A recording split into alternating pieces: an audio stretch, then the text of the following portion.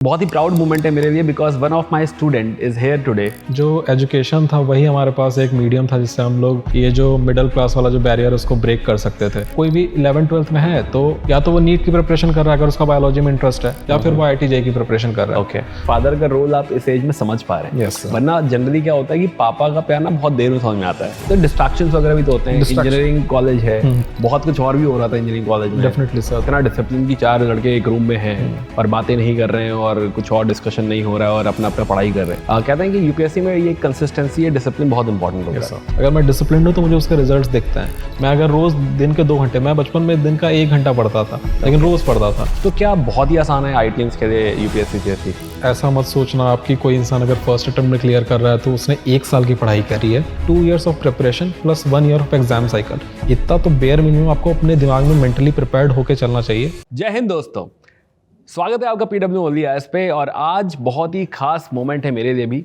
क्योंकि बहुत ही proud moment है मेरे लिए because one of my student is here today. और हम बहुत दिनों से प्लान कर रहे थे कि मिलेंगे, बातें करेंगे, कुछ बहुत सारा डिस्कशन करेंगे। तो आज मेरे साथ यहाँ पे स्टूडियो में मौजूद हैं विशाल। विशाल ने ऑल इंडिया रैंक 439 सिक्योर करी है 2024 की यूपीएससी सिविल सर्विसेज परीक्षा में। और आज जानेंगे उन्हीं की जुबानी, उन्हीं की कहानी। विशाल, स्वागत है आपका। Thank you so much sir, thank you so much for having me here. Vishal, सबसे पहले तो मैं जानना चाहूँगा कि आप कहाँ से आते हैं और आपका बैकग्राउंड क्या है, थोड़ा अपने बारे में आप बताइए। सर तो मैं हाजीपुर वैशाली बिहार से आता हूँ। वैशाली जो कि एक बहुत हिस्टोरिकल डिस्ट्रिक्ट है, वहाँ से मेरा ओरिजिन है। मैंने अपनी जो बेसिक स्कूलिंग है वो केंद्रीय विद्यालय सोनपुर से की है। उसके बाद सर मैंने इंजीनियरिंग की प्रिपरेशन करी and IIT-JEE main and IIT-JEE advance clear करके IIT पटना में मेरा एडमिशन हुआ। वहाँ से मैंने मैकेनिकल इंजीनियरिंग में अपनी इंजीनियरिंग कंप्लीट की। मैं 2022 में पास आउट हुआ सर। उससे पहले 2021 के अंदर मैंने गेट एग्जामिनेशन वगैरह भी अपीयर करा था एंड इन्हीं सब फाउंडेशन की वजह से मेरा मैकेनिकल इंजीनियरिंग का बेस रेडी हो पाया। तो वहाँ से मैंने 2021 जो कि मेरा फाइनल ईयर ऑफ कॉलेज था, तो वहाँ से मैंने अपनी UPSC की जर्नी स्टार्ट की थी। आप ऑलरेडी बहुत ही यू कैन से पढ़ने वाले बैकग्राउंड से आ रहे हो, मतलब 12th के बाद ही IIT वगैरह की तैयारी करी, आपने IIT क्वालिफाई किया। But coming from a very जो है you can say rural district, जैसे सोनपुर से आप आ रहे हो, तो सोनपुर कैसी जगह है और वहाँ पे क्या इतनी अवेयरनेस है कि IIT की तैयारी करनी है, UPSC की तैयारी करनी है? कैसे ये जज्बा कैसे आया आपके अंदर? सर तो जैसे अल्टीमेटली जो एजुकेशन था वही हमारे पास एक मीडियम था जिससे हम लोग ये जो मिडिल क्लास वाला जो बैरियर है उसको ब्रेक कर सकते थे। तो हमेशा से मेरे पेरेंट्स ने फोकस करा था कि एजुकेशन वाइज कभी भी कोई कमी नहीं होनी चाहिए। आप कोई से भी बुक्स चाहिए हो, कोई से भी एडिशनल रिसोर्सेज चाहिए हो, कोई भी एडिशनल ट्यूटर चाहिए हो, आपको जहाँ मतलब मुझे जहाँ पे भी रिक्वायरमेंट हो मैं वो ले सकता था। तो वो एक पर्टिकुलर चीज़ थी। एंड उसके बाद सर धीरे धीरे जब हम 11th-12th में पहुँचे थे तो IIT-JEE का उस वक्त एक नाम चला था कि अगर कोई भी 11th-12th में है तो या तो वो नीट की प्रिपरेशन कर रहा है अगर उसका बायोलॉजी में इंटरेस्ट है, या फिर वो IIT-JEE की प्रिपरेशन कर रहा है। Okay.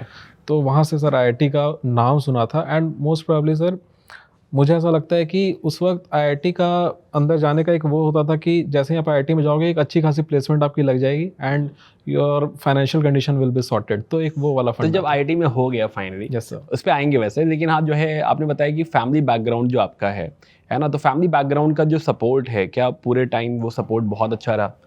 Coming from a middle class background it is not as easy कि आप बहुत लंबे समय तक तैयारी कर सको, इसे अफोर्ड कर सको, रिस्क एपेटाइट काफ़ी कम हो जाता है। Yes sir. तो वो चीज़ आपने कैसे फेस करी? सर तो जैसे एक चीज़ जो थी कि हमारे पास भले क्रंच ऑफ रिसोर्सेज रहे बट मेरे फादर ने कभी भी वो चीज़ पढ़ाई के तरफ नहीं आने दी। मतलब कहीं और से हम कट आउट कर लेंगे अपने फाइनेंसेस, बट पढ़ाई के लिए वो कभी भी कम नहीं होने चाहिए। तो वो एक चीज़ थी सर जो मुझे काफ़ी सपोर्टिंग लगती थी। कभी भी सर हमारे लिए, और अगर फिर भी कोई रिसोर्स क्रंच आ रहा है तो वो पहले फादर खुद पे फेस करेंगे, हम लोग तक नहीं आने देते थे। कि कभी वैसा कुछ माहौल हो रहा है तो वो अपने तक ही फादर रखते थे। तो कभी भी उस तरह का सर प्रेशर आने नहीं दिया मेरे पे।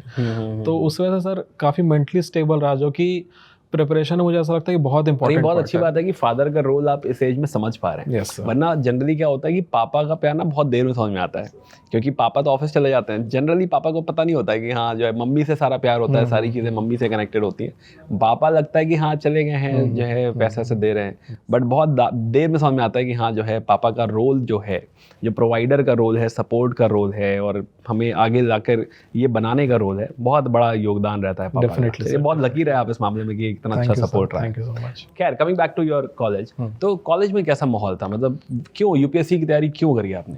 सर वैसे कॉलेज के अंदर एक होता है कि सबसे बड़ा एक्सपोजर मिलता है हमें, जैसे जो लोग होते हैं वो डिफरेंट बैकग्राउंड से आ रहे होते हैं, हमारा जो एलुमनाई बेस रहता है वो बहुत ही स्ट्रांग रहता है, उसके अंदर लोग डिफरेंट करियर चॉइसेस को ऑप्ट कर रहे होते हैं, कोई एंटरप्रेन्योरशिप में जा रहा होता है, कोई सिविल सर्विसेज कर रहा होता है, कोई कॉर्पोरेट में फर्म में जॉब कर रहा होता है, तो मतलब बट और भी तो होते हैं, डिस्ट्रैक्शंस वगैरह भी तो होते हैं, Distraction- इंजीनियरिंग कॉलेज है, बहुत कुछ और भी हो रहा था इंजीनियरिंग कॉलेज में। Definitely sir. तो बट एक तो चीज़ जो मैं अनफॉर्चुनेटली देश के लिए अनलकी बट मेरे लिए लकी थी, वो थी कोविड-19। तो उस वक्त 2 साल का तो लॉकडाउन लग गया था। तो अच्छा। हमने अपनी जो कॉलेज लाइफ है वो बस पहले 2 साल वो फेस करी। उस वक्त सर बहुत रिस्ट्रिक्शन भी होता है, सीनियर्स वहाँ पे जो मतलब सर एक हीरो फेज होता है ना कॉलेज में, वो 3rd 4th ईयर होता है। उससे पहले सर आप बच्चे होते हो कॉलेज के अंदर, आपको सीनियर्स को रिस्पेक्टफुली वो करना है, आपके ऊपर आपके प्रोफेसर्स हैं, एंड सर थोड़ा खुलने में भी टाइम लगता है ना, वो कॉलेज में आप जाके तुरंत वो वैसे नहीं हो सकता। ओके। तो सर वो मुझे ऐसा लगता है जब खुलने का वक्त आया था उस वक्त हमारा कॉलेज ही बंद हो गया था। ओके। ओके, तो आपको डिस्ट्रैक्शन कहीं फेस नहीं करना पड़ा because of Covid? Sir distraction सच में वो नहीं बोलूँ, जैसे चिल करना हुआ तो वो मैं अपने फ्रेंड्स के साथ करता था। लाइक हम लोग 4 फ्रेंड्स अपने ग्रुप में बैठ गए, उस वक्त हम अगर गप्पे मार रहे हैं तो गप्पे ही मार रहे हैं मतलब। लेकिन सर जब पढ़ाई की बात आती थी तो फिर उस वक्त पढ़ते भी थे हम लोग, सब लोग मिलके कोई रूम का कोई एक कोना पकड़ लेते थे और अपना बैठ के घंटों पढ़ रहे हैं।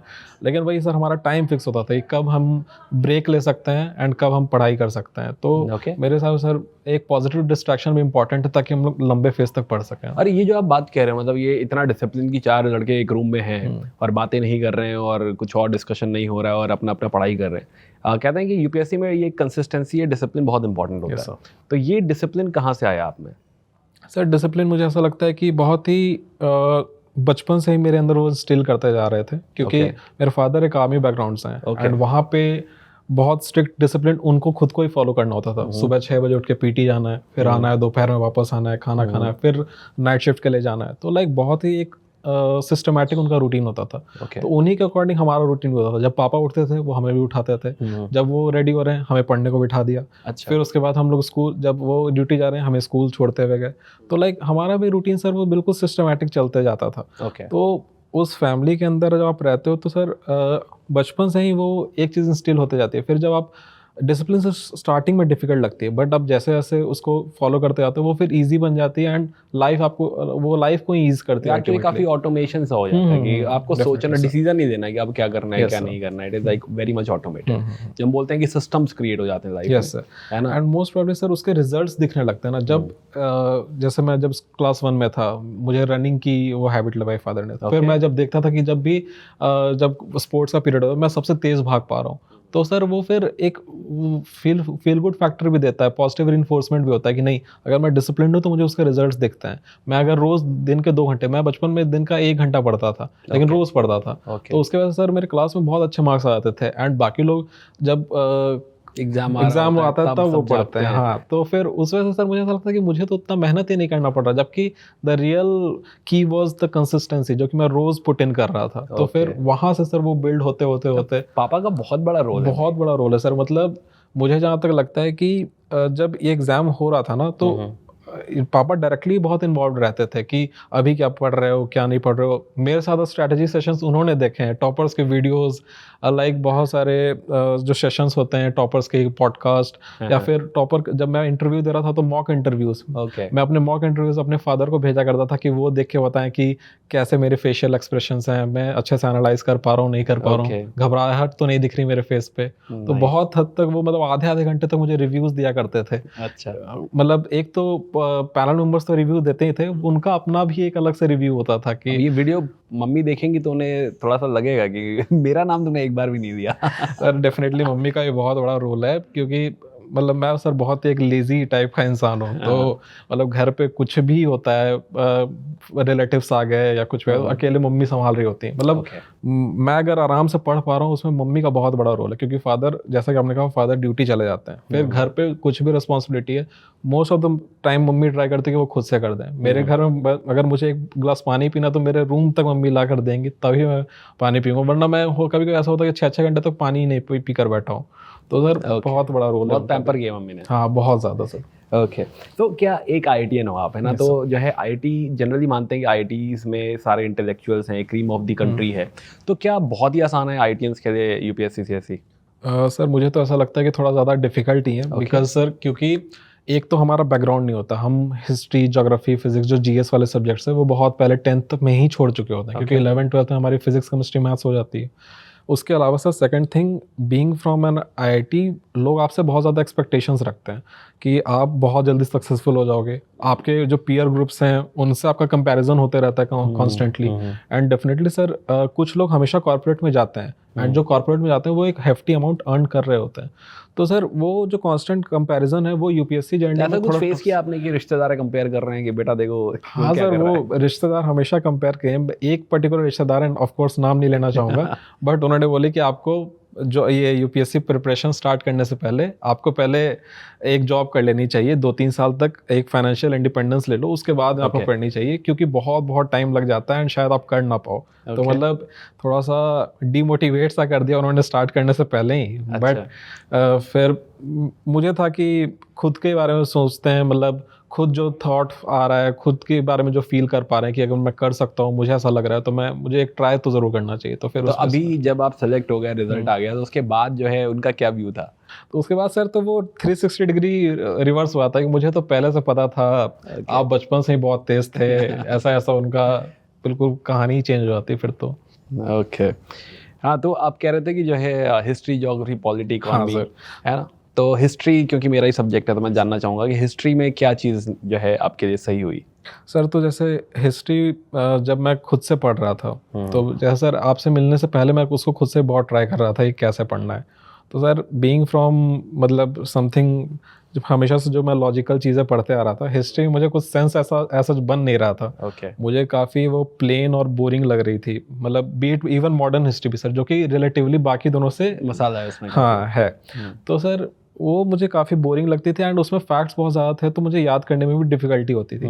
बट सर जब आपने वो चीज़ पढ़ाई तो लाइक आपका जो मेथड होता है वो टाइमलाइन वाला, तो वो चीज़ एक्चुअली मुझे स्टिक की, क्योंकि हम सब कुछ अगर एक साथ देखते हैं तो वो बहुत बड़ा लगता है, लेकिन जब हम टाइमलाइन से उसको डिवाइड करते जाते हैं तो फिर उन पर्टिकुलर टाइमलाइंस की चीज़ें याद हो सकती है। जैसे for example sir modern history में आपने डिवाइड करा था 10 ईयर्स के गैप पे। फॉर एग्जांपल 1900 टू 1910, फिर 10 से 20, 20 से 30 एंड 40 से इंडिपेंडेंस। तो सर ये जो डिवाइड था ना, इसकी वजह से वो पूरा का पूरा टाइमलाइन दिमाग में क्लियर हो गया था कि इस पर्टिकुलर टाइम पे ये 2 स्टैंड्स चल रहे थे, इस पर्टिकुलर टाइम पे ये 3 चीज़ें चल रही थी पैरेलली। तो वो चीज़ एक साथ विजुअलाइज करना आसान हो रहा था क्योंकि टाइमलाइन पे था। ऐसे जब हम टेक्स्ट में पढ़ते हैं तो हम एक टाइम पे एक ही चीज़ें पढ़ रहे होते हैं और उस टाइम पे हम कनेक्ट नहीं कर पाते कि उस पर्टिकुलर टाइम पे ये चीज़ें भी चल रही थी। तो वो एक कनेक्टिविटी वाला जो एस्पेक्ट था सर, वो मुझे काफ़ी पसंद आया था। तो टाइमलाइन आप बनाते थे खुद ही क्लास के बाद, जो है आपने नोट्स बनाए थे या सीधे उसी से? नहीं सर, तो जैसे आपने वो बना के दे दिए थे ना, तो मैं जैसे होता क्या था कि आपके पीडीएफ में पहले तो बहुत सारे टेक्स्ट होते थे, उसमें मतलब डिटेल में आप जिसको पहली बार पढ़ना है वो डिटेल में वहाँ से पढ़ सकता है। बट उसके लास्ट में एक टाइमलाइन और शॉर्ट नोट्स होते थे कि उस एक पर्टिकुलर पेज में अब तक जितना पढ़ा है वो सब समराइज होता था। तो मैंने जब पहली बार पढ़ा था तब तो वो सब कुछ पढ़ा था, बट उसके बाद से मैंने वो पूरा टेक्स्ट वाला पार्ट हटा दिया था एंड सिर्फ आपके माइंड मैप के कंपाइलेशंस मैंने अपने पास बना ली थी उसको एक्सट्रैक्ट करके, एंड फिर उसी को रिवाइज करता था मल्टीपल टाइम्स, तो फिर याद हो गई थी हिस्ट्री। मतलब सर मैंने हिस्ट्री अप्रोक्सीमेटली 20-25 टाइम्स रिवाइज करी होंगी, बट वो रिविजन सिर्फ उन माइंड मैप्स का था। एंड उन माइंड मैप्स के सर अप्रोक्सीमेटली अगर सारे माइंड मैप्स में मिला दूँ तो 100 पेजेस के नोट्स से ऊपर नहीं होंगे वो। तो इजी हो गया था काफ़ी। ग्रेट। तो यही एक्चुअली सबसे बड़ी प्रॉब्लम भी है जो बच्चे बोलते हैं कि बहुत बल्कि हो जाता है, बहुत ज़्यादा हो जाता है, क्योंकि नोट्स को ओवरऑल देखो, जैसे अभी एक बच्चे का कमेंट आया था मुझे कि सर ओवरऑल आपके नोट्स बहुत बल्कि हो जाते हैं, राइट। लेकिन अगेन पॉइंट यही है कि इवेंचुअली आपको उन टाइमलाइंस पे शिफ्ट करना होता है कि जब आप टाइमलाइन पे शिफ्ट कर जाते हो तो ईजी हो जाता है। एंड सर एक बार तो पढ़ना ही पड़ेगा ना, बल्कि मतलब अगर हम इस एग्जाम के लिए प्रिपेयर करने हैं तो of course we have to, मतलब हमें समझना पड़ेगा कि बल्कि तो होगा, सिलेबस बड़ा होगा, बट एक बार हमें पढ़ना है। एंड उसके बाद सर अगर कहानी है तो वो बल्कि थोड़ी लगी सर, कहानी हम एक बार पढ़ के समझ सकते हैं, बट उसके अलावा जो फैक्ट्स हैं बस वो हमें बार बार रिवाइज करना चाहिए ताकि प्रीलिम्स में जो क्वेश्चंस आए वो हम सॉल्व कर पाएँ। ओके। एंड देन जो है आपने आंसर राइटिंग, क्योंकि coming from engineering background generally एक बहुत साइंटिफिक जो है टेम्पर होता है, फिर आप बहुत ही मैथमेटिकल वगैरह जो है जो आप करते हो, तो वो आपने आंसर राइटिंग में कैसे इवॉल्व हुए, कैसे उसको ग्रो किया? सर शुरू में तो बहुत ही डिफिकल्ट लगता था मुझे आंसर राइटिंग, क्योंकि मैंने कभी इससे पहले यूपीएससी से पहले कभी 2 पेज का एक पूरा एस्से नहीं लिखा होगा। मतलब हाईएस्ट नंबर ऑफ वर्ड्स के जो एस्से मैंने लिखे थे वो 120 वर्ड्स के थे। एंड सर यहाँ पे जो एक सबसे छोटा आंसर भी है वो भी 150 वर्ड्स का है। तो सर मेरे लिए तो काफ़ी डिफिकल्ट था। एंड सर जैसा कि आपने बताया कि इंजीनियरिंग में जो हम सॉल्व करते हैं तो वो सॉल्यूशन मोस्टली हाफ या 1 पेज के अंदर आ जाते हैं। बट यहाँ पे 2 पेज लिखना है and through out the paper अगर GS1 अगर देखते हैं मेंस के अंदर तो वो 50 पेजेस का राउंड लिखना होता है हमें विद इन 3 आवर्स। तो बहुत ही ज़्यादा टाइम का भी इशू है, कंटेंट का भी इशू है, उतना याद कैसे होगा, एक तो ये भी फंडा होता है। तो सर मैंने धीरे धीरे स्टार्ट करा था। जब पहला आंसर लिखा था तो 45 मिनट्स मुझे लगे थे सर। एंड वो भी मैं सर 1.5 पेज लिख पाया था और कुछ भी लिखा था, मतलब बिल्कुल समझ में नहीं आ रहा था क्या लिखूं। तो सर बिल्कुल जैसा 12th फेल वाली मूवी में भी अपने बारे में लिखने को देते हैं तब भी वो नहीं लिख पाते, बिल्कुल सेम वैसा ही सिचुएशन था। बट सर मुझे ऐसा लगता है कि आंसर राइटिंग के लिए फिर जैसे सिस्टमेटिक मैं पढ़ाई करता था तो उसके अकॉर्डिंग मैंने ये चीज़ आइडेंटिफाई करी थी कि पहले नोट्स बनाना इंपॉर्टेंट है, तभी आंसर राइटिंग अच्छे से हो सकता है। जितने अच्छे नोट्स होंगे उतने अच्छे आंसर्स निकल के आएंगे। ओके। क्योंकि सर मैं वैसा नहीं था कि मैं नेचुरली कुछ अच्छा लिख पाऊँ या जब तक मेरे पास कुछ नोट्स ना हो तब तक मैं कुछ अच्छा लिख पाऊँ। ओके। तो वो मेरे से हो नहीं पाता था। तो फिर सर मैंने उसको ब्रेक डाउन करा, जितने भी सिलेबस पॉइंट्स थे उनसे उस सिलेबस पॉइंट से कितने PYQs आ रखे हैं मैं ऐसे नोट्स बनाता था कि वो नोट्स ऐसे होने चाहिए उस टॉपिक पे कि उससे सारे PYQs आंसर हो जाएं। जैसे फॉर एग्जांपल NCM का अगर मैं नोट्स बना रहा हूँ तो NCM पे आज तक जितने भी PYQs आ रहे हैं वो मेरे नोट्स से आंसर हो जाने चाहिए। बस मेरा इतना ही फंडा और रहता ये जो आप नोट्स बनाते थे ये जो है प्रॉपर डिस्क्रिप्टिव फॉर्मेट है या आंसर राइटिंग टाइमलाइन टाइप का ही फॉर्मेट है? नहीं सर, आंसर राइटिंग फॉर्मेट बनाता था। जैसे for example non cooperation movement की बात कर रहे हैं तो उसमें एक तो इंट्रोडक्शन, एक तो डेट वाला इंट्रोडक्शन की इस दिन से स्टार्ट हुआ था, एक फिर उसका बैकग्राउंड वाला इंट्रोडक्शन की इसके पहले ये सारी चीज़ें हुई थी जिस वजह से नॉन कॉपरेशन मूवमेंट स्टार्ट हुआ था। Okay. अब डिपेंडिंग अपॉन क्वेश्चन सर मैं इन तीनों इंट्रोडक्शन में से यूज़ कर लूँ। एक और टाइप का इंट्रोडक्शन जो मैंने आइडेंटिफाई करा था कि जब भी कोई मूवमेंट होता है तो कोई ना कोई होगा जो उसके ऊपर कुछ ना कुछ कमेंट्री दिया होगा या फिर कुछ कोट्स दिए होंगे, तो वो एक बहुत अच्छा इंट्रोडक्शन होता है। तो ये 2-3 इंट्रोडक्शन में से मैं कोई अपना इंट्रोडक्शन फिक्स कर लेता था क्वेश्चन के डिमांड के अकॉर्डिंग। फिर बॉडी पॉइंट्स के अंदर बेसिक जो 3-4 चीज़ें होती है कि reasons of this particular movement, causes of this particular, मतलब रीजंस कॉजेज देखे होंगे, फिर impact of this particular movement and इसका डिफरेंट रीजन्स में क्या क्या वो था। तो उसको मैप से एक बनाकर एंड फिर कंक्लूजन 2-3 लिख लिए। एंड इसके बाद अब कोई सा भी क्वेश्चन NCM पे आएगा वो इनसे आंसर कर लूंगा, या तो डायरेक्ट आएगा तो डायरेक्टली लिख लूंगा या फिर मोल्ड करके इसको इसी को लिखूंगा। Got it. अच्छा 2023-24 तक आते आते एंशिएंट भी आ गया था मेंस एग्जामिनेशन में, उसको कैसे टैकल किया सर? तो जैसे एंशिएंट के अंदर अब फिर वही हो गया कि अब जो एंशिएंट में जो क्वेश्चंस आ रहे थे वो डायरेक्टली हम लोग प्रीलिम्स से एक्सट्रैक्ट कर सकते थे। उसके लिए हमें एडिशनली कुछ एनालिसिस टाइप का नहीं पढ़ने की जरूरत थी कि हमें डिफरेंट ऑथर्स ने क्या बोला उस पर्टिकुलर टॉपिक पे, ऐसा भी नहीं हुआ था। तो अगर हम सिर्फ अपना प्रीलिम्स का नोट्स रिवाइज कर लें तो गुड एनफ अमाउंट ऑफ हम आंसर लिख सकते हैं। एंड सर क्वेश्चंस ऐड भी हुए तो कौन से ऐड हुए थे? एक वैदिक हुआ, वो 2 बार रिपीट हो गया। और उसके अलावा सर ज्योग्राफी का रोल इन एंशिएंट हिस्ट्री, अगर हम सर थोड़ा सा भी ब्रेनस्टॉर्म करें तो हम समझ सकते हैं कि मॉडर्न एज में वो रिवर्स के किनारे था या फिर माउंटेन्स के बीच में उन्होंने वो बनाया था। तो सर बहुत ही ईजी है। इनफैक्ट राइज ऑफ मगध में हमने डिस्कशन किया भी था कि ज्योग्राफी बेस जो है कैसे है, तो वो सवाल आ गया था। नाइस, बहुत ही बढ़िया।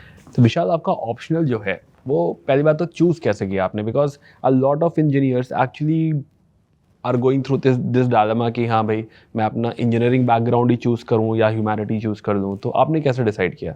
सर तो जैसे एक्चुअली मुझे नंबर से थोड़ा प्यार सा है, तो मुझे नंबर्स पसंद है, मुझे लॉजिकल चीज़ें पसंद है, न्यूमेरिकल सॉल्व करना पसंद है। तो मेरे दिमाग में ऐसा था कि कुछ ना कुछ एक मैथ्स वाला चीज़ तो होना चाहिए। कम्प्लीटली जीएस में पढ़ नहीं सकता बहुत टाइम तक। एंड उसके अलावा सर मैंने अपना ऑप्शनल वैसे मैकेनिकल इंजीनियरिंग चूज़ किया था। तो सर मेरा जो ग्रेजुएशन है वो भी मैकेनिकल इंजीनियरिंग में है। तो उससे तो मैकेनिकल इंजीनियरिंग में ग्रेजुएशन तो है सर, बट मैंने उसको पढ़ाई भी अच्छे से करी थी कॉलेज के अंदर। तो कॉलेज के अंदर ही मेरे जो पॉइंटर्स थे वो अच्छे आते थे। एंड उसके बाद सर मैंने गेट एंड इंजीनियरिंग सर्विसेज की प्रिपरेशन भी की थी कुछ टाइम के लिए। तो उसके वजह से मेरा मैकेनिकल इंजीनियरिंग का फाउंडेशन सर स्ट्रॉन्ग हो गया था। बट सर अगेन मैंने बहुत सारे सीनियर से बात करा था तो उन्होंने यही बोला था कि मैकेनिकल इंजीनियरिंग ऑप्शनल मत लो, क्योंकि जीएस साथ बैलेंस करना प्रीलिम्स एंड मेंस के बीच में बहुत डिफिकल्ट हो जाता है। बट सर वही है कि क्योंकि एक ना एक तो चाहिए था मैथ्स टाइप का चीज़, तो या तो मैं मैथमेटिक्स ऑप्शन लेता या फिर मैं मैकेनिकल इंजीनियरिंग लेता। बट जस्ट बिकॉज मैंने सर सीरियसली मैकेनिकल इंजीनियरिंग पढ़ी थी, मेरा उसके अंदर इंटरेस्ट था एंड मुझे ऐसा लगता था कि मैं उसके अंदर स्कोर कर लूँगा। तो सर मैंने उसको मैकेनिकल इंजीनियरिंग को लिया डिस्पाइट सर बहुत सारे अपोजिशंस कि मत लो मत लो मत लो, ओके। मैंने लिया सर। क्योंकि मतलब मैं भी मैकेनिकल इंजीनियरिंग बैकग्राउंड से आता हूँ, मरीन इंजीनियरिंग बैकग्राउंड है मेरा, तो मतलब डेफिनेटली यह है, मुझसे कहा जाता है, मैं तो प्रैक्टिकल भी कर चुका हूँ, 3 साल सेलिंग भी कर चुका हूँ, और मुझसे कहा जाए कि मैकेनिकल इंजीनियरिंग बैकग्राउंड मतलब ऑप्शनल ले लो, बैकग्राउंड है आपका, शायद मैं नहीं देता, राइट। क्योंकि थ्योरेटिकल नॉलेज होना और लिखना और सारी चीज़ें मैनेज करना मतलब काफ़ी डिफरेंट है। बट मे बी बिकॉज आप जो है इंजीनियरिंग सर्विसेज की तैयारी कर रहे थे, तो उसकी वजह से आपने शायद चूज़ किया। बट अगर ह्यूमैनिटी चूज़ करते तो आप क्या चूज़ करते हो, क्यों चूज़ करते? सर मैंने ह्यूमैनिटीज़ के ऑप्शंस भी ढूंढे थे उस वक्त, जैसे जब लोग बोल रहे थे कि मैकेनिकल मत लो, तो मैंने सोचा था कि मैकेनिकल नहीं लूँगा, मैथमेटिक्स नहीं लूँगा, तो फिर मैं इसके अलावा और क्या चूज़ करता। तो उस वक्त सर मैंने 3 ऑप्शन अपने लिए चार्ट आउट किए थे कि जिनमें स्कोर्स अच्छे आ रहे थे, क्योंकि सर ऑफ कोर्स मैंने पढ़ा तो कुछ भी नहीं था, मुझे तीनों का ही कोई आइडिया नहीं था। तो एक ड्रॉबैक मुझे ये भी लग रहा था कि जब मैंने उन तीनों को पढ़ा नहीं, मुझे मालूम ही नहीं कि किस में क्या है और कैसा इंटरेस्ट आएगा। एंड सर तो फिर तीनों ही मेरे लिए एक तरीके के बराबर ही हो गए थे। तो फिर मैं सोशियोलॉजी, एंथ्रोपोलॉजी एंड PSIR, ये 3 ऑप्शनल्स उस वक्त अच्छा परफॉर्म कर रहे थे। अच्छा इन द सेंस कि अभी भी आई थिंक सेम। हाँ, हर ऑल्टरनेट ईयर पे इन तीनों में से कोई ना कोई एक टॉपर आ ही रहा था। तो एक ऐसा वो हो गया था कि इन तीनों में से कुछ एक ले सकते थे। But sir ultimately I stuck back and 287 marks sir मेरे इस साल आए थे मैकेनिकल इंजीनियरिंग में, जो कि सर इंडिया के अंदर हाईएस्ट है मैकेनिकल इंजीनियरिंग में sir. Okay, nice, congratulations. Thank you so much sir. तो इसलिए मुझे ऐसा लगता है सर अगर आपको गट फीलिंग है कि आप इस पर्टिकुलर ऑप्शनल में अच्छा कर सकते हो, तो फिर मेरे हिसाब से कोई कितना ही बोले आप ले लो उस ऑप्शनल को एंड जस्टिफाई करो अपने मार्क्स के साथ। ग्रेट, या बहुत ही अच्छा। अच्छा, अभी जो है करंटली एक सवाल जो बच्चों का रहता है, इस समय यूपीएससी को लेके बहुत सारे सवाल उठ रहे हैं, राइट। एक जो सवाल उठ रहा है कि हाँ, जैसे कुछ ट्रांसपेरेंसी, जो बेसिक ट्रांसपेरेंसी है वो अभी हो सकती है, जैसे कि अभी ये रिजल्ट आया प्रीलिम्स का, तो प्रीलिम्स का कट ऑफ और स्कोर बताया जा सकता है, इसमें कोई ऐसा बहुत बड़ा काम नहीं है, सब कुछ ऑटोमेटेड है, OMR शीट से आया है, तो मार्कशीट देना या मार्क्स बताना कोई बहुत मुश्किल नहीं है। आप क्या सोचते हो, ऐसा करना चाहिए, इसके कुछ ड्रॉबैक्स हैं? सर डेफिनेटली सर, अगर ऐसा करेंगे तो ड्रॉबैक्स तो इन जनरल यही होंगे कि कोर्ट केसेस थोड़े बढ़ जाएंगे। बट सर मेरे हिसाब से ट्रांसपेरेंसी होनी ज़रूरी है, क्योंकि being the constitutional body sir और डेमोक्रेटिक हम लोग एक कंट्री में रहते हैं, तो सर बच्चों को जानने का हक है कि उन्होंने आखिर गलती हुई तो कहाँ पे गलती हुई, उनका CSAT रुका है या GS रुका है। क्योंकि सर कुछ बच्चे दोनों के बॉर्डर पे होते हैं, या फिर कुछ बच्चों के दोनों में इस पर, फॉर एग्जांपल सर एक केस मैंने इस पर सुना था कि CSAT में 80 आ रहा है एंड GS में 92 आ रहा है, बट उनका सिलेक्शन नहीं हुआ। अब ऐसा डाउटफुल है सर इसके अंदर कि अब कौन सा वाला पेपर फेल हुआ या दोनों पेपर फेल हो गए, एंड हुआ भी तो क्यों फेल हुए। क्योंकि सर जब फाइनली जब आंसर की आती है तो हम लोग हमेशा देखते हैं कि 2-3 क्वेश्चंस ड्रॉप हो गए, 1-2 के आंसर्स ऑब्वियस रॉन्ग हो गए, मतलब वो हर एक बुक में, कॉन्स्टिट्यूशन में हर जगह लिखा हुआ है एंड वो यूपीएससी की के अकॉर्डिंग रॉन्ग है। एंड उसके ऊपर सर प्रेजेंटेशन भी नहीं डाल सकते, क्योंकि तब तक तो फाइनल सिलेक्शन हो चुका होता है। एंड आप फाइनल सिलेक्शन भी हो चुका होता है, दूसरा जो है टाइम ही नहीं बचा होता है कि आप मान लीजिए उसके हिसाब से स्ट्रेटेजाइज करना चाहेंगे, मुझे किस चीज़ पे ज़्यादा मेहनत करनी है, इट्स ऑल गॉन, मतलब वो अगले साल की बात हो गई। एंड अगले साल सर इस बार जैसे सर जो आंसर की आई थी वो प्रीलिम से 3 दिन पहले आई है। अब सर जो बच्चा पास हो चुका है वो उसको देखेगा नहीं कि क्या ही मतलब है आंसर किसे। जो फेल हो चुका है वो क्यों देख के वापस से अपना सर दर्द लेगा, वो अगले 3 दिन बाद अगला प्रीलिम्स उस पर फोकस करेगा। तो सर उस आंसर की का रिलीज होना या ना होना उसका सेंस तभी बनता है जब वो जस्ट बाद रिलीज हो। अगर वो इतने लेट रिलीज हो रहा है उसका सर कोई पॉइंट नहीं है, कोई नहीं देखता उसका आंसर। हाँ, इतना तो कम से कम ये बहुत बेसिक है, ऐसे कोई ऐसा बहुत मेहनत भी नहीं करनी है, मतलब इट्स ऑल OMR, मतलब सब कुछ कंप्यूटराइज्ड है, आप आराम से कर सकते हैं। And more over sir state public service commission ऐसा कर रही है, जैसे फॉर एग्जांपल BPSC है, अगर मैं बिहार से आता हूँ तो मुझे BPSC का आइडिया है। तो BPSC पहले जब प्रीलिम्स होता है तो उसका आंसर की एक टेंटेटिव आंसर की पहले रिलीज करती है, प्रेजेंटेशंस मांगती है कि आपको जो भी इवन SSC जैसी ऑर्गेनाइजेशंस कर रही हैं, एंड SSC में मानता हूँ कि नंबर ऑफ एस्पिरेंट्स SSC में कहीं ज्यादा है, ट्वाइस है सर अप्रोक्सीमेटली। हाँ, मोर देन दैट, मतलब आई थिंक 25 लाख के आसपास टोटल टैम है जो है SSC का। तो जब वो कर सकते हैं, रिप्रेजेंटेशन मांग सकते हैं, चीज़ें सही कर सकते हैं, तो UPSC तो जो है क्यों नहीं कर सकता है। और भी डिफरेंट एग्जाम्स IIT JEE के अंदर यही होता है, गेट के अंदर यही होता है, तो और भी जो डिफरेंट ऑल इंडिया लेवल के एग्जामिनेशन है जहाँ पे बहुत ट्रांसपेरेंसी है। I have never heard sir जहाँ पे JEE एडवांस ने कभी ऐसे क्वेश्चंस उनके ऊपर रेज हुए हैं, क्योंकि सर वो भी नंबर ऑफ बच्चे सेम रिक्रूट करती हैं, वहाँ पे भी इतने सारे बच्चे एग्जाम्स दे रहे होते हैं, बट सर वो भी मैनेज कर पा रही हैं। तो एटलीस्ट सर मैं ये नहीं बोल रहा कि आप मेंस के कॉपीज़ दो, वो बहुत ज़्यादा हो जाएगा, ज़्यादा हो बट जाएगा। आप प्रीलिम्स के तो फॉर श्योर दो, क्योंकि sir state public service commission आपके मेंस के कॉपीज़ भी रिलीज़ कर रही है, आरटीआई डाल के आप ले सकते हो, एंड बीपीएससी तो इनफैक्ट सबके कॉपीज़ दे देती है, आप मांगो। दे भी देना चाहिए, हाँ, मतलब इसमें बुराई क्या है यस सर, कि आपको कॉपी मिल रही है, आप समझ रहे हो कि आपकी गलती क्या है, इसमें ऐसा छुपाने वाली क्या बात वही सर, है ना। ओपन रखो, ट्रांसपेरेंट रखो, क्या ही बुराई है। ज़्यादा कोई सवाल ही तो उठाएगा, सवाल उठना चाहिए, अगर Yes, कुछ sir. गलत है तो सवाल उठना चाहिए। खैर एक और जो डिस्कशन चलता है कि ऑप्शनल जो है ये लेवल प्लेइंग नहीं है, तो डू यू थिंक कि ऑप्शनल हटा देना चाहिए, रहना चाहिए optional?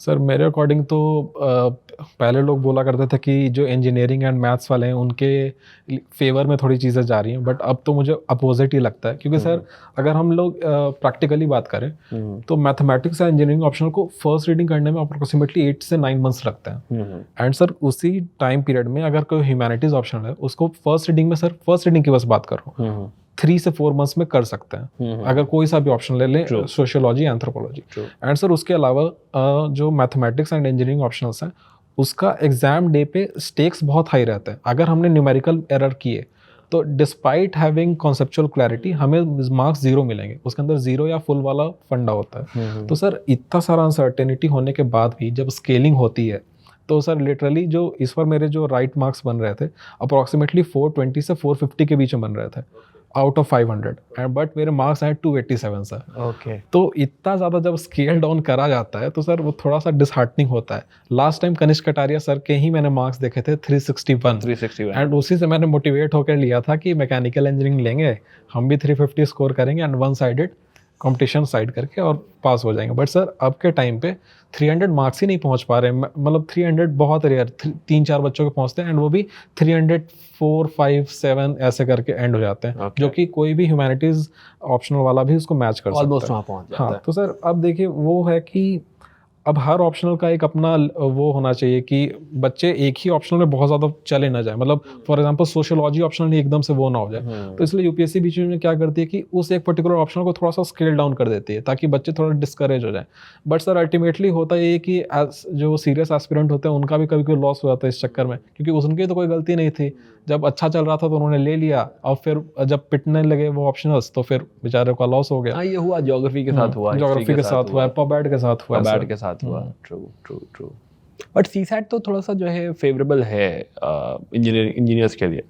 Definitely sir CSAT favourable है, बट उसको भी टैकल किया जा सकता है। लेकिन सर मुझे ऐसा लगता है कि सीसैट का जो रोल है, इतनी बेसिक मैथमेटिक्स जो है वो आनी चाहिए, अगर क्योंकि सर आईएएस एंड आईपीएस ये दो सर्विस को अगर हम हटा दें, इसके अलावा जो मेजर सर्विस हैं वो अकाउंटेंसी वाली हैं, IAAS है, IRS है, IRS कस्टम्स है, इसके अलावा IDAS है, बहुत सारी सर्विसेज अकाउंटेंसी है, इंडियन रेलवे अकाउंट सर्विस है। तो अगर सर अकाउंट्स में बेसिक मैथमेटिक्स तो आनी चाहिए सर। अभी मैं मानता हूँ कि 23 वाला जो पेपर था, या फॉर एग्जांपल 25 वाला ही पेपर फॉर से, तो उसके अंदर थोड़ी हायर लेवल ऑफ मैथमेटिक्स थी, बट ऐसा नहीं कि सर इसको निकाला नहीं जा सकता है। थोड़ा इंजीनियरिंग साइड टिल्ट है, बट सर पासिंग ही तो है, मतलब 66.67। ये भी है कि आप ए ग्रेड सर्विसेज की बात कर रहे हो, और बी और सी जो सर्विसेज हैं उसमें एसएससी एग्जामिनेशन होता है, which is about maths and English only. तो अगर बी और सी के लिए आपको इतनी अच्छी इंग्लिश और मैथ्स चाहिए तो ए ग्रेड के लिए तो कम से कम क्वालिफाइंग तो हो ही सकता है, बुराई है। एंड उसके अलावा सर अब वैसा भी नहीं हो रहा जैसे 2013-14 के टाइम पे होता था, जब सीसैट के मार्क्स ऐड होते थे। तब तो सर मैं मानता डेफिनेटली कि इंजीनियर्स को बिल्कुल फायदा है, क्योंकि सर अगर मैं अपनी बात करूँ तो मुझे 23 वाले पेपर में 93 पॉइंट समथिंग मार्क्स आए थे सीसैट के अंदर। अभी लास्ट ईयर 24 वाले मेरे 112 से 120 के बीच में वेरी कर रहे थे, फाइनली 112 आए थे। तो सर अगर इस तरीके के मार्क्स इंजीनियर्स ले आते हैं तो फिर डेफिनेटली वो जीएस के अंदर 80-70 भी ले आए तो भी उनका फाइनली कट ऑफ क्लियर हो जाएगा। बट सर अब तो वैसा है नहीं, दोनों क्लियर करना है। तो वही चीज़ है मेरे हिसाब से सर, है थोड़ा डिफिकल्ट कर रही है यूपीएससी, बट सर मैनेजेबल है, अगर प्रैक्टिस करें तो कर सकते हैं, कुछ हद तक रिक्वायर्ड भी है। हाँ सर। ओके, सो फिर इंटरव्यू जो है आपने तैयारी करी, तो इंटरव्यू में कुछ स्पेशल कुछ करना पड़ा, कुछ ऐड करना पड़ा? सर एक्चुअली मेरे इंटरव्यू के टाइम पे बहुत ही कम टाइम बचा था, तो मैं चाह के बहुत ज़्यादा कुछ स्पेशली ऐड नहीं कर पाता, क्योंकि 20th ऑफ दिसंबर को स्केड्यूल आया था एंड मुझे पता चल गया था कि 15th ऑफ जनवरी को ही मेरा इंटरव्यू होने वाला है। ओके। तो बहुत ही कम टाइम बचा था एंड सर चीज़ें प्रिपेयर करने के लिए बहुत सारी थी। एक तो अपना स्टेट प्रिपेयर करना, अपने स्टेट के इश्यूज़ वगैरह, फिर अपना डिस्ट्रिक्ट, फिर अपना शहर, ये 2-3 चीज़ों में ही मुझे ऐसा जैसे लगता है। पूछा सोनपुर, आप कुछ बता रहे थे हिस्टोरिकल बैकग्राउंड, हाँ पूछा सर, सोनपुर के बारे में। तो जैसे सर एक बहुत ही यूनिक क्वेश्चन था जो मुझसे शायद PW के ही मॉक में पूछा गया था ओके। कि सोनपुर में आपने अपनी स्कूलिंग करी है, तो बताओ सोनपुर किस लिए फेमस है। तो मैंने बताया कि वहाँ पे सबसे बड़ा पशुओं का मेला लगता है। ओके। तो फिर उन्होंने पूछा कि इसका हिस्टोरिकल बैकग्राउंड बताओ। तो सर मैंने इसका हिस्टोरिकल बैकग्राउंड के बारे में पढ़ रखा था।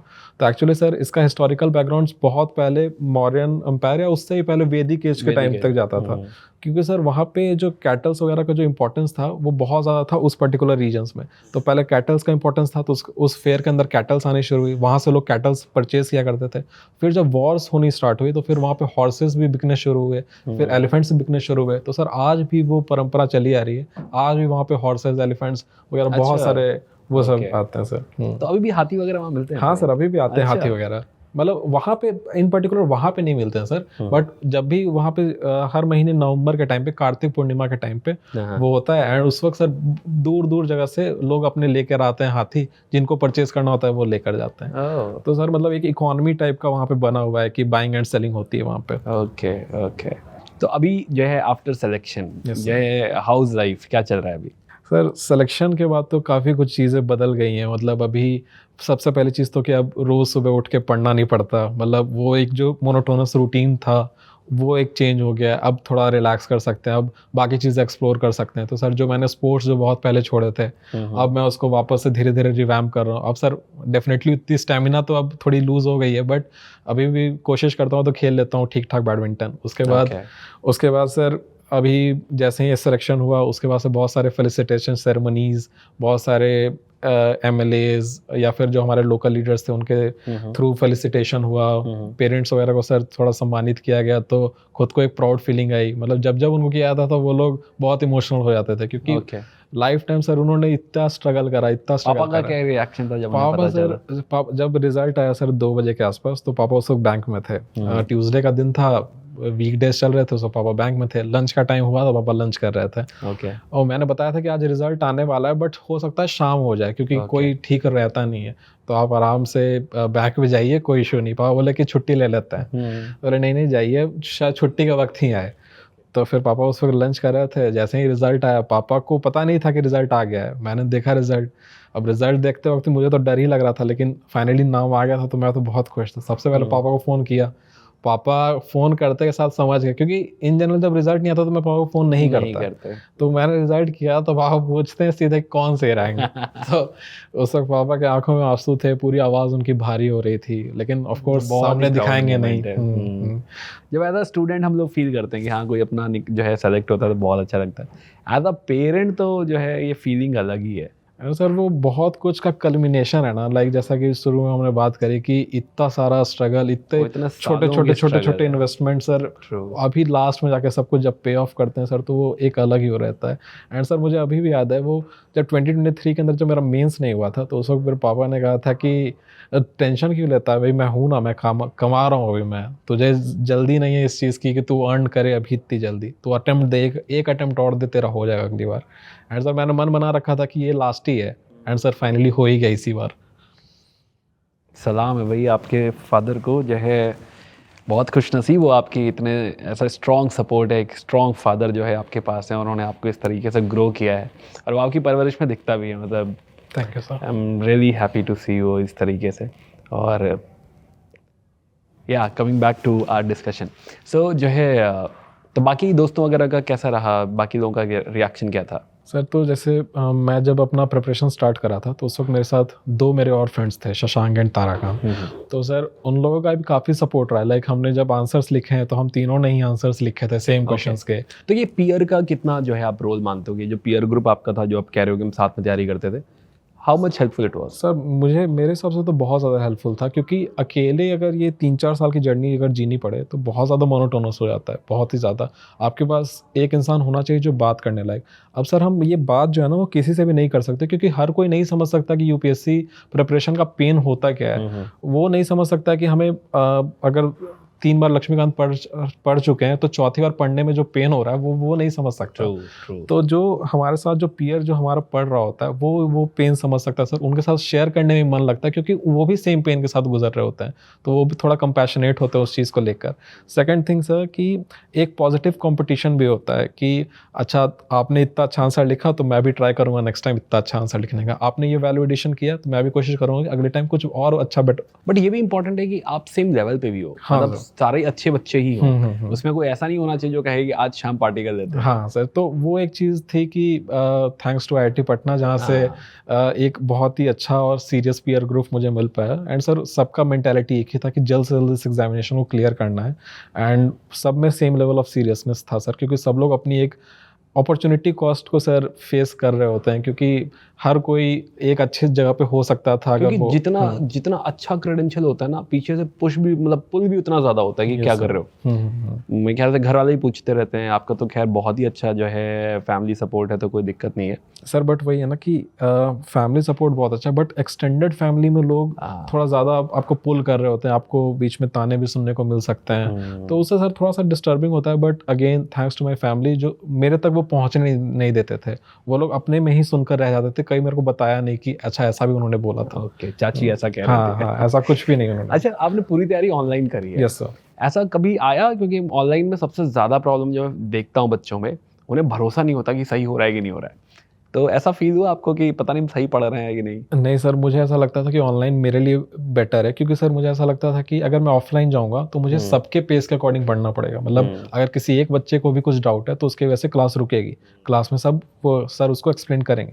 बट अगर ऐसा ऑनलाइन में हो रहा है तो ऑनलाइन में एक तो सामने से जो बिल्कुल स्ट्रिक्टली एक लेक्चर डिलीवर हो रहा होता है, एंड उसमें कभी कभी ऐसा होता है कि एडुकेटर कमेंट सेक्शन ऑफ कर देते हैं थोड़ी देर के लिए और उनका कोर्स खत्म हो जाए, फिर लास्ट में डाउट्स लेते हैं। तो मुझे ये प्रोसेस बहुत अच्छा लगता था, क्योंकि इन जनरल सर मुझे डाउट थोड़े कम आते थे, क्योंकि अगर पॉलिटी में मैं ये एक्सेप्ट कर चुका था कि ये लॉजिकल सब्जेक्ट नहीं है, इसमें जो है वो है, इसको एक्सेप्ट करना है, इसको याद करना है। अब इसमें मैं क्यों किस लिए मैं पूछ सकता हूँ कि ये ऐसा क्यों हुआ सर, बट वो हो चुका है, उसका डॉक्यूमेंटेशन हम लोग पढ़ रहे हैं, तो हम मुझे इतने अननेसेसरी क्वेश्चन पूछने की जरूरत नहीं है। मैच्योरिटी आने में काफी टाइम लग जाता है। Yes sir. है ना, बच्चे को बीच में जब स्पेशली पहली 10 क्लासेस में अगर, क्योंकि बैच स्टार्ट हुआ, जैसा भी मॉडर्न इंडिया का बैच स्टार्ट हुआ, तो इनिशियली ये मैच्योरिटी डेवलप होते होते तब तक वो सब जानना चाहते हैं कि हाँ वो इस समय वो क्या कर रहे थे, तो उनके चाचा कौन है, ये दुनिया भर की बातें दिमाग में रहती है। अब जैसे आज मैं एक क्लास ले रहा था, उसमें बच्चा पूछता है कि सर ये जो पोर्चुगीज, डच और ब्रिटिश और फ्रेंच आए, इनमें अगर कोई और हम पे कॉलोनाइज करता तो आप किसको चूज करते हैं कि कौन सा बेटर है? क्या करना है इस बात का? क्यों अल्टीमेटली वो इसलिए अभी हो रहा है ना, क्योंकि अभी उन्होंने सिर्फ मॉडर्न हिस्ट्री स्टार्ट करी है। जैसे जैसे वो आगे आगे इतना सारा सब्जेक्ट जब पढ़ना स्टार्ट करने, तो लगे कि यार छोड़ो, जितना कम पढ़ना पड़े उतना अच्छा है। एग्जैक्टली। अभी उन्हें लग रहा है कि सब बता दो, आसपास का दुनिया बता दो, लेकिन धीरे धीरे समझ में आता है कि नहीं, इतना ही पढ़ लो, इतना बहुत है भाई। Yes sir. एंड सर वो एग्जाम ओरिएंटेड माइंडसेट होने में थोड़ा टाइम लगता है। अभी इनिशियली सबको ये लगता है कि यूपीएससी कुछ भी आ सकता है, जबकि सर वो कुछ भी आ सकता है, इट्स नॉट राइट। उसका एक पैटर्न है, उसका एक ट्रेंड है सर, उसके अकॉर्डिंग पढ़ना बहुत इंपॉर्टेंट है। हाँ मानता हूँ एनालिटिकल सवाल आते हैं हिस्ट्री में, बट ये नहीं आ सकता है कि ये होता तो आप किसको चूज करते हैं, ये नहीं आ सकता सर। तो ये 3 साल की जर्नी में कभी ऐसा हुआ कोई बहुत लोएस्ट पॉइंट था, ऐसा लगा कि यार ये क्या ही कर रहा हूँ, बहुत डिमोटिवेट हो गया, ऐसा कुछ हुआ था कभी? सर तो जो 2 फेलियर्स लगे थे, वो दोनों फेलियर्स मेरे लिए लोएस्ट पॉइंट थे, क्योंकि सर मैं दोनों में ही एक्सपेक्ट नहीं कर रहा था कि मैं फेल हो जाऊंगा। क्योंकि सर इससे पहले जितने भी मैंने ऑल इंडिया लेवल के एग्जामिनेशन दिए थे, मैंने सारे पहली बार में क्लियर किए थे। तो सर वो जब पहली बार प्रीलिम्स का फेलियर मिला था ना, तो वो मैं एक्सेप्ट नहीं कर पा रहा था कि मैं फेल हो गया। वो सर थोड़ा सा, जब आप बचपन से टॉप करते आ रहे होते हो, एंड जब पहली बार फेल होते हो, वो सर खुद में मुझे ऐसा लगता था कि कुछ बहुत बुरा किया है मैंने अच्छा से परफॉर्म नहीं किया, मैंने खुद से अच्छे से प्रिपरेशन नहीं की। उसको मुझे डाइजेस्ट करने के लिए 7-8 डेज लगे थे, बहुत रोया था उस टाइम पे। तो तो वो एक पीरियड था, एंड सेकंड पीरियड वो था जब मेंस नहीं हुआ था सर, क्योंकि मेंस में भी सर मैंने बहुत एफर्ट अच्छा, मारा फर्स्ट था। अटेम्प्ट में प्रीलिम्स नहीं हुआ था? हाँ, 22 में सर मेरा प्रीलिम्स नहीं हुआ था, 23 वाले अटेम्प्ट में मेरा मेंस नहीं हुआ था, ओके एंड 24 वाले में सब कुछ क्लियर हो गया। ओके। तो सर 22 में जब प्रीलिम्स नहीं हुआ एंड 23 में जब मेंस नहीं हुआ, तो सर दोनों पॉइंट पे ऐसा लगा कि प्रिपरेशन बहुत डिफिकल्ट है, बहुत अनसर्टेन है।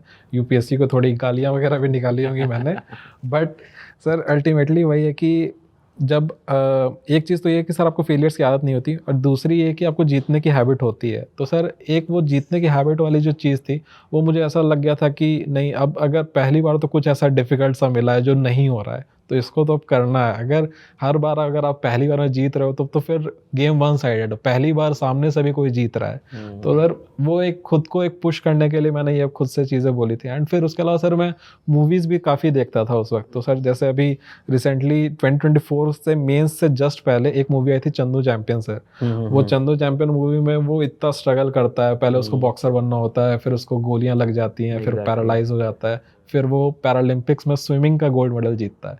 तो सर लाइक जब सारे ऑड्स आपके अगेंस्ट हो एंड तब आप जीतो, तो सर वो एक डिफरेंट किक है, डिफरेंट फीलिंग है। तो सर मैं उन स्टोरीज से बहुत ज़्यादा इंस्पायर होता था। एक गुंजन शर्मा की मूवी एक आई थी, वो first female officer in the air force बनी थी। तो इतने सारे मेल ऑफिसर्स के बीच में कैसे खुद का नाम बनाना। तो सर जब भी ऑड्स सारे अगेंस्ट हो एंड तब आप जीतो, तो मुझे सर बहुत एक पंप अप वाली फील आती है। बेन स्टोक्स जब वो टेस्ट मैच जिताता है, या विराट कोहली जब उस दिन 6 मार के पाकिस्तान के अगेंस्ट मैच जिताता है, सर उस टाइप का कुछ स्टोरी मुझे अपने लाइफ में भी चाहिए थी सर। तो फाइनली आपने स्टोरी बना दी, ग्रेट। तो अब जो है, अब क्या व्यू है, मतलब अब क्या करना है आगे लाइफ में? सर अब एडमिनिस्ट्रेशन के अंदर अभी तो ट्रेनिंग स्टार्ट होगी, एंड सर तो आपको आईएएस मिल रहा है? आईएएस मिल जाएगा सर। Okay great. तो एडमिनिस्ट्रेशन के अंदर सर जब ट्रेनिंग स्टार्ट होगी, तो पहले तो ट्रेनिंग में अच्छे से एंजॉय करना है, ट्रेनिंग सीखनी है, करना कैसा एडमिनिस्ट्रेशन है वो सीखना है। एंड उसके बाद सर एक मेरा जो एक पर्टिकुलर एम है कि जैसे इनोवेशन वाला जो डिपार्टमेंट है हमारे कंट्री का, उसके अंदर अगर मैं थोड़ा बहुत कंट्रीब्यूशन कर पाऊँ, because being from N IIT background, तो मैं सर चाहता हूँ कि वो भी पूरी तरीके से मिस ना हो जाए, एंड जितना ज़्यादा मैं टेक्नोलॉजी को एडमिनिस्ट्रेशन के अंदर इंटीग्रेट कर पाऊँ। फॉर एग्जांपल ड्रोन सर्वेलेंस है, या फिर ड्रोन वगैरह से जो भी कर सकते हैं हम लोग, या फिर और भी डिपार्टमेंट है, ब्लॉकचेन्स वगैरह है, तो इन सबको धीरे धीरे इंटीग्रेट करते करते थोड़ा सा करप्शन वगैरह का जो इश्यूज़ है वो थोड़ा कम हो पाए। ग्रेट। मतलब आप जैसा एक टेक्निकल माइंडसेट जब एडमिनिस्ट्रेशन में जा रहा है, तो डेफिनेटली एक बहुत ही बड़ा वैल्यू ऐड है ये। ओके। और बाकी पर्सनल लाइफ में शादी वादी का क्या प्लान है आप? सर अभी ऐसा तो शादी का रिश्ते आने शुरू हो गए होंगे? हाँ सर, रिश्ते तो आना शुरू हो गए, बट सर ट्रेनिंग तक तो कोई प्लान नहीं है। ट्रेनिंग के बाद सर देखेंगे। मतलब 6-8 महीने भी कोई प्लान नहीं है? नहीं सर, 2 साल अभी कोई प्लान नहीं है, उसके बाद फिर देखेंगे। ओके। सो विशाल, जो बच्चे एग्ज़ाम देंगे 2026 में, 27 में, उनके लिए आपका कोई मैसेज हो तो आप बताओ। फर्स्ट ऑफ ऑल, ये एग्ज़ाम ऐसा मत सोचना आपकी कोई इंसान अगर फर्स्ट अटेम्प्ट में क्लियर कर रहा है तो उसने 1 साल की पढ़ाई करी है। ये एग्ज़ाम में आपको मिनिमम मुझे ऐसा लगता है कि 2 इयर्स ऑफ स्टडी रिक्वायर्ड है, अगर आपने ऑप्शनल वगैरह कुछ भी नहीं पढ़ा है, क्योंकि आपको कुछ पीरियड ऑफ टाइम ऑप्शनल पढ़ने में जाएगा, आपको पहली बार सब्जेक्ट्स पढ़ने में जाएगा, उसकी प्रैक्टिस, उसके पीवाईक्यूज़ प्रैक्टिस करने में जाएगा, आंसर राइटिंग स्किल सीखने में जाएगा। तो इतना basic amount of time, 2 years of preparation plus 1 year of exam cycle, इतना तो बेयर मिनिमम आपको अपने दिमाग में मेंटली प्रिपेयर्ड होकर चलना चाहिए। Second, motivation is very very overrated. Motivation से ज़्यादा डिसिप्लिन पे फोकस करना चाहिए। डिसिप्लिन वो है जो आपको मूड ना भी हो तो भी आप डेस्क पे 8 या 9 बजे जब से आपका रूटीन है तब से आप आ पाओ। एंड उसके अलावा ब्रेक्स इंपॉर्टेंट हैं, but breaks should not be converted into distractions. तो ये 3 मैसेज हैं सर जो कि मैं देना चाहता हूँ। एंड कंसिस्टेंसी के साथ अगर पढ़ते रहेंगे बच्चे तो क्लियर किया जा सकता है exam, despite it is a very difficult examination of this country. Great. तो विशाल, बहुत ही अच्छा लगा आप आए और इतनी सारी बातें आपने बताई। आई am really proud of you.